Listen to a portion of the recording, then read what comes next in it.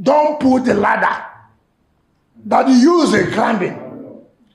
And when you put the ladder, when you want to come down, the ladder may not be there. For Wike to be talking about a ladder, it means that Sim Fubara has humbled him. He's now begging. He has met his match. He thought he could have gotten away with all the crazy demands. Imagine asking for 25% from the governor of Rivers State.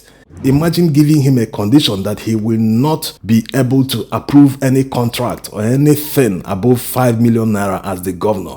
What audacity! This man had the audacity to say on national television that even if he demands 25% from Sim Fubara, that it's all politics. Imagine trying to legitimize robbery in our very own eyes, and Nigerians are doing nothing. That's why all these politicians, they get away with anything.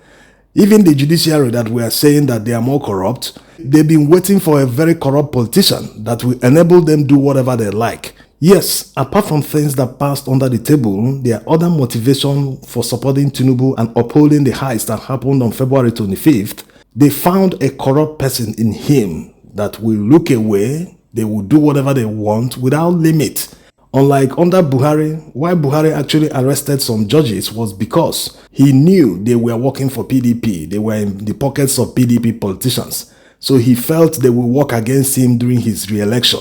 He didn't do it because he wanted to fight corruption. No. Immediately he successfully got them to his side, he looked away. They continued with their corruption.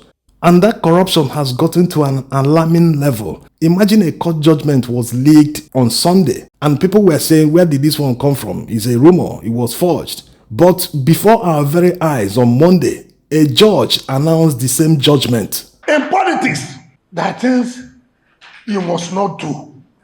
There are things you must do. This is Wike in 2018 advising the then governor of Lagos State, Ambode, to resist his godfather. Is Wike going to take his own advice now? Because he's obviously trying to become a Tinubu in Rivers State. Tinubu has been successful being a godfather in Lagos State since 1999. The same thing Wike wants to repeat in Rivers State. It has never worked. From Peter Odele to Rotimi Amechi and to Wike, Wike thinks he can start making money from Rivers State the same way Tinubu makes from Lagos State, so that he can use that to fund a future political ambition. But he forgot one thing. He should have done it the same way Tinubu did it. He should have used his power while he was still governor to make sure they pass a law that will make his company the sole collector of taxes in Rivers State. If he had done that, he wouldn't have had this problem today. That's by the side. He's now begging Fubara. That's why he took him to Aso Rock so that Tinubu will intervene. But the intervention is very illegal because no political solution can be used to solve a judicial problem. Yes, we know that Nigeria is officially a lawless country. There's no law. Justice is for sale. But we'll still continue to talk about the law. We must continue to remind people that these people are doing things illegally. It is not the way things are supposed to be done. When Fubara arrived at Aso Rock with his delegates, they were told to sign the attendance register. They all signed and they entered.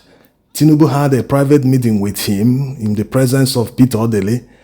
He assured them that Fubara didn't do anything wrong, that he did the right thing. When they came out in the enlarged meeting, he announced the agreement that is floating around on social media right now. They never discussed the agreement with Fubara.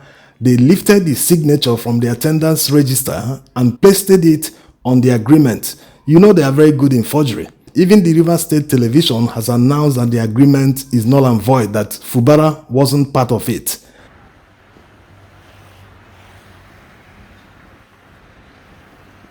So they are trying to use a political solution to solve a judicial problem. The law is very clear. Not only the law, there's a Supreme Court precedent concerning any lawmaker, whether at the House of Assembly or at the Federal House, that decamps to another party. The person must lose his seat. Yes, if you're elected as a legislator on a particular platform, you must not decamp. If you choose to decamp, your seat must be declared vacant.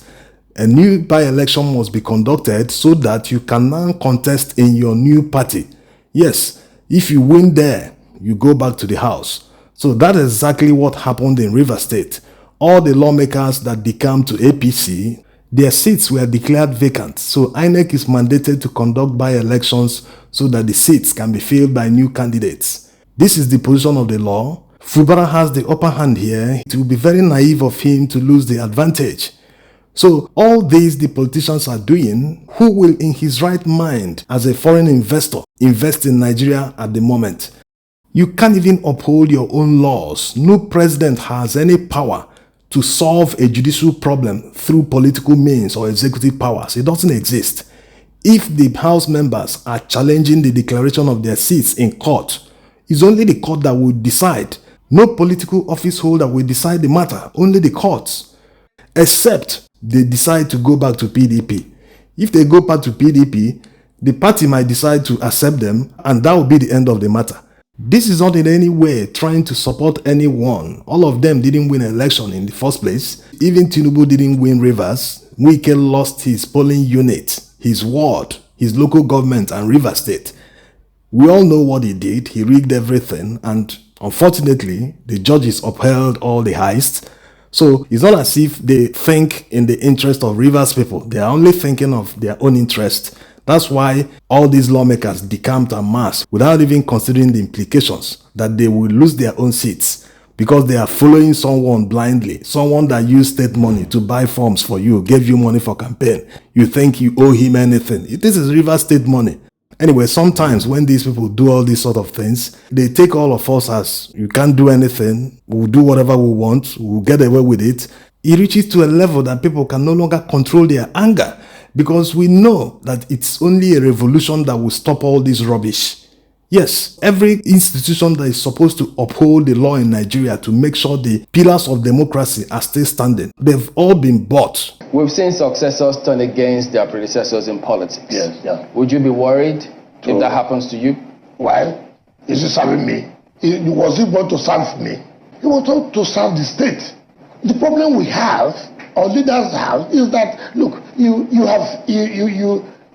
succeeded in supporting the person to be in office, right? What you did is it for him to fail or to succeed. You want you to come into your house to be taking orders. You want your wife to go into time, look, this is what I want to do, not what. You see, once you have left office, you give yourself that respect. The impunity is just too much to show you that these judges are highly corrupt. Is it Tinubu that told the CJN to appoint his relatives into positions that is unethical for him to do that? No, it's simply because he's very corrupt. They've seen the opportunity to live the kind of life they want, put judgment for sale to the highest bidder. Whatever you want, whatever you wish, they will give it to you. They will grant whatever injunction, whatever motion they will give it to you is for sale. They will keep dribbling you. Go to the first court, they will give you this one. You go to appeal, you go up to the Supreme Court. They will keep dishing out whatever judgment they want just to make money from people. This is not how to build a country. And the more these judges and politicians continue getting away with impunity, the more it gets worse. State resources are limitless. They can borrow any amount of money and squander them. The future generation will repay the loans. And how much have they taken so far? More than $100 billion. Nigeria is indebted to that level. Who will pay them? Most of the taxes were collected in advance, like all those tax policies that Buhari implemented. Taxes that companies like MTN and Dangote were supposed to pay over a period of, say, 10 years or 15 years. They tell them to use that money to construct roads, construct projects. That means these companies will not pay taxes to the federal government for up to 10 years or 15 years because they use that money to construct roads.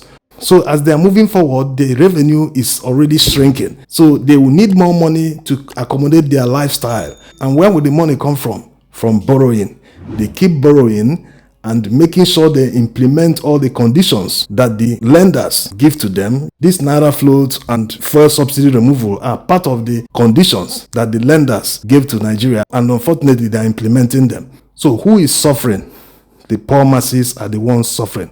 So whether Wike will finally use Supreme Court to remove Fubara from government house, it is the Rivers State people, the poor masses, that are suffering from the problem, not the politicians, because at the end of the day, they will go behind the scenes and start dining together. They are playing with the future of their people. Thanks for watching.